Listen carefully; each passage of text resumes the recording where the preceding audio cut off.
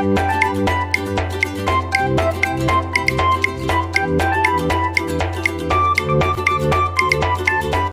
আলাইকুম। আজ আমি আপনাদের সাথে শেয়ার করছি ঢেঁড়স পোস্ত রেসিপি। গ্রীষ্মকালীন এই সবজিতে ক্যালোরি পরিমাণ কম কিন্তু পুষ্টিগুণে ঠাসা। এটি ওজন নিয়ন্ত্রণে খুবই সহায়ক। এই সবজি আঁশযুক্ত হওয়ায় এটি কোষ্ঠকাঠিন্য দূর করে। তাছাড়া এই সবজি রয়েছে নানান গুণ। তো প্রিয় দর্শক, আর কথা না বাড়িয়ে তৈরি করছি ঢেঁড়স পোস্ত। প্রিয় দর্শক, চুলায় একটা প্যান বসিয়ে তাতে আমি সামান্য পরিমাণে কাঠের গানিতে ভাঙানো সরিষার তেল অ্যাড করে দিচ্ছি। এই ধরুন হাফ চা চামচ পরিমাণ। আর এখানে আমি 250 গ্রাম ঢেঁড়স নিয়ে নিয়েছি। ঢেঁড়সগুলোকে আমি প্রথমে কেটে নিব দুপাশ থেকে, তারপর আমাদের পছন্দ মতো আমরা ঢেঁড়সগুলোকে টুকরো করে কেটে নিব। তবে খুব বেশি ছোট টুকরো করব না। মাঝারি সাইজের যে ঢেঁড়সগুলো আছে সেগুলোকে আমি 2 টুকরো করব, আর বড় সাইজের যেগুলো আছে সেগুলোকে আমি 3 টুকরো করব। তবে একটু চোখা করে করছি, নিশ্চয়ই আপনারা দেখতে পাচ্ছেন। এতে করে দেখতে সুন্দর লাগবে। আর অনেকেই ঢেঁড়সগুলোকে আস্ত রেখে দেয় দুই পাশ থেকে কেটে। আস্ত রেখে দিলে ঢেঁড়সের ভিতরে কোনো মশলাই প্রবেশ করে না, এতে খেতেও ভালো লাগে না। তো আমি ছোটোগুলো 2 টুকরো করে কেটে নিচ্ছি, আর বড়গুলো আমি 3 টুকরো করে কেটে নিচ্ছি। দেখতে পেলেন তো প্রিয় দর্শক, আমি সবগুলো ঢেঁড়স একই প্রসেসে কেটে নিয়েছি। এখন আমরা ঢেঁড়সগুলোকে ম্যারিনেট করব। তবে জিজ্ঞেস করতে পারেন সবজি কীভাবে আবার ম্যারিনেট করা যায়, তো সেটি দেখার জন্য রেসিপিটিকে কন্টিনিউ করুন। একটি মিক্সিং বলে আমি কাটা ঢেঁড়সগুলো নিয়ে নিয়েছি, তাতে আমি পানি ছিটিয়ে দিচ্ছি সামান্য পরিমাণে। তবে আমি কিন্তু আগে ঢেঁড়সগুলোকে বিষমুক্ত করে পানি ঝরা দিয়ে রেখে দিয়েছিলাম, ঢেঁড়সগুলো শুকিয়ে গিয়েছে, সেই জন্য আমি এখানে পানি দিয়েছি। এখন আমরা কালো গোলমরিচের গুঁড়ি ক্রাশ করে দিচ্ছি 1/4 চা চামচ পরিমাণ। রং অক্ষুণ্ণ রাখার জন্য আমি হলুদের গুঁড়ি ব্যবহার করছি 1/4 চা চামচ। লাল মরিচের গুঁড়ি অ্যাড করে দিচ্ছি 1/4 চা চামচ। ভালো করে মিশিয়ে নিলে আমাদের সবজি ম্যারিনেট করা হয়ে যাবে। তো আমি ম্যারিনেট করে 3 মিনিট অপেক্ষা করব, খুব বেশি অপেক্ষা করব না।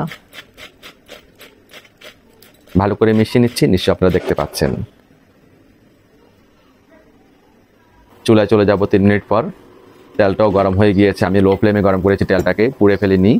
আর ঢেঁড়সগুলোকে অ্যাড করে দিয়ে আমি ফ্রাই করে নিব। তবে খুব বেশি ফ্রাই করব না, প্রত্যেকটি ঢেঁড়সের গায়ে সামান্য দাগ কাটবে, কিন্তু সবুজ রং অক্ষুণ্ণ থাকবে।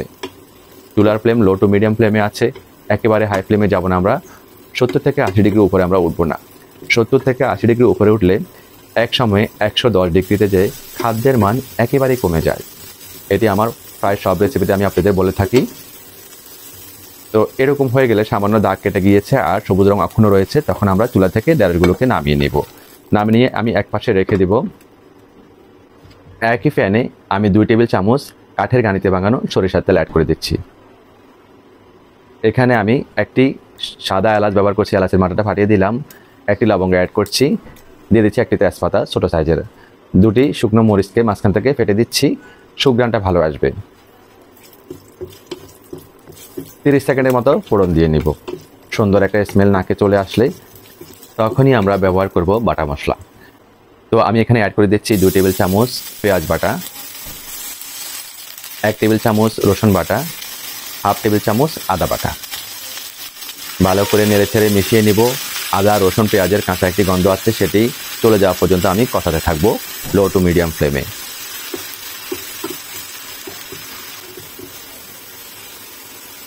তো প্রিয় দর্শক, এরকম থকথকে হয়ে গেলে আমি এখানে গরম মশলা গুঁড়ি ব্যবহার করলাম 1/4 চা চামচ। একটু পানি দিয়ে দিব যাতে গুঁড়া মশলা পুড়ে না যায়। ভালো করে নেড়েচেড়ে মিশিয়ে কষাতে থাকবো।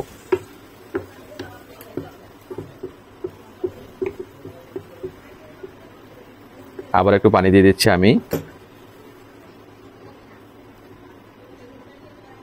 এখন আমরা ব্যবহার করব ধনিয়ার গুঁড়ি 1/4 চা চামচ, জিরার গুঁড়ি 1/4 চা চামচ, লাল মরিচের গুঁড়ি 1/4 চা চামচ।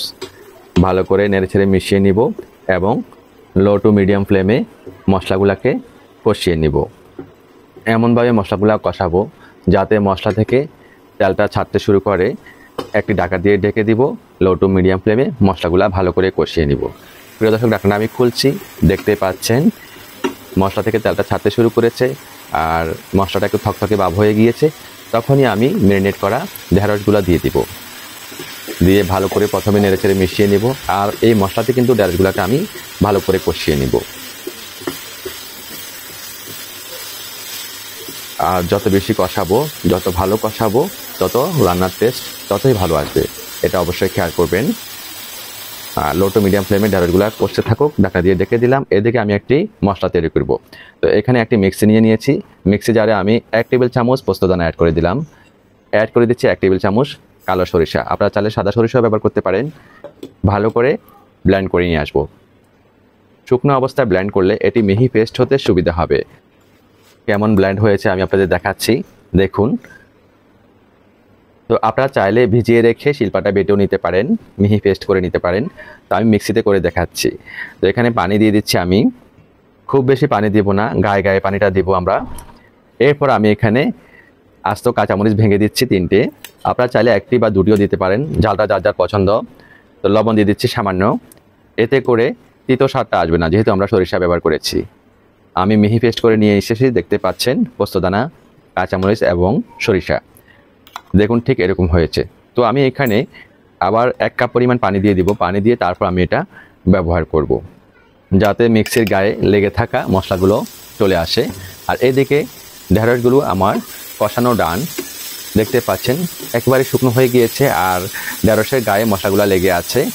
একটু নেড়ে ছেড়ে মিশিয়ে আমি আপনাদের দেখাচ্ছি। দেখুন, মাঝখান থেকে ফাঁকা করে নিব, আর ফাঁকা করেই আমি পেস্ট করা মশলাটি ব্যবহার করব, যেখানে রয়েছে পোস্তদানা, সরিষা, কাঁচামরিচ, লবণ।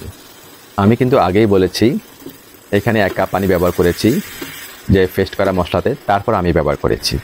ভালো করে নেড়ে ছেড়ে মিশিয়ে নিচ্ছি। আর লো টু মিডিয়াম ফ্লেমে আমি এখন কুক করে নিব।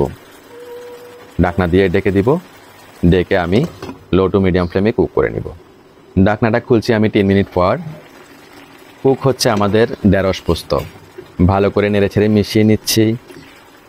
প্রিয় দর্শক, নিশ্চয় লক্ষ্য করেছেন আমি কিন্তু লবণ ব্যবহার করিনি এখনও। আমি যেহেতু মশলা লবণ ব্যবহার করেছি, সেজন্য লবণটা চেখে দেখে তারপর কতটুকু লবণ লাগবে সেটা আমি এই পর্যায়ে এসে ব্যবহার করে ফেলবো। লবণটা দিয়ে আবার একটু আলতো হাতে নেড়ে ছেড়ে মিশিয়ে নিচ্ছি। একেবারে গেটে ফেলা যাবে না, এতে করে ঢেঁড়সগুলো একদম পেস্ট হয়ে যাবে, ঘেটে যাবে। ঢাকনা দিয়ে আবারও ডেকে দিব, ডেকে আমি মিনিট 2 রান্না করব। 2 মিনিট পর আমি ঢাকনা খুলছি। প্রিয় দর্শক, তো আমাদের ঢেঁড়স পোস্ত রেসিপি তৈরি করা একেবারেই ডান। আমরা এই অবস্থায় চুলা থেকে নামিয়ে নিব। আর বেশি ঘন করলে, ঠান্ডা হলে আরও ঘন হয়ে যাবে। লবণটা আবার একটু চেখে দেখব, একদমই পারফেক্ট আছে। আর বেশি আমরা অপেক্ষা করব না, একটু আলতো হাতে নেড়ে ছেড়ে মিশিয়ে নিচ্ছি এবং আমি আপনাদের দেখাবো ঝোলটা কতটা থকথকে। ঠিক এই অবস্থায় আমরা ঢাকনা দিয়ে ডেকে চুলা থেকে নামিয়ে রেখে দিব স্ট্যান্ডিং টাইম 3 মিনিট। 3 মিনিট পর আমি সার্ভ করে দিচ্ছি। দেখুন, আমি একটু পাতলা নামিয়েছি, কিন্তু ঝোলগুলো ঘন হয়ে গিয়েছে। একটি সার্ভিং বোলে সার্ভ করে দিচ্ছি। দেখুন প্রিয় দর্শক, এটা দেখতে যতটা ভালো লাগছে, খেতে ভীষণই সুস্বাদু, অসম্ভব মজার, মুখরোচক একটি সবজি। অবশ্যই বাসায় ট্রাই করবেন। সবাই ভালো থাকবেন, সুস্থ থাকবেন। আল্লাহ হাফেজ।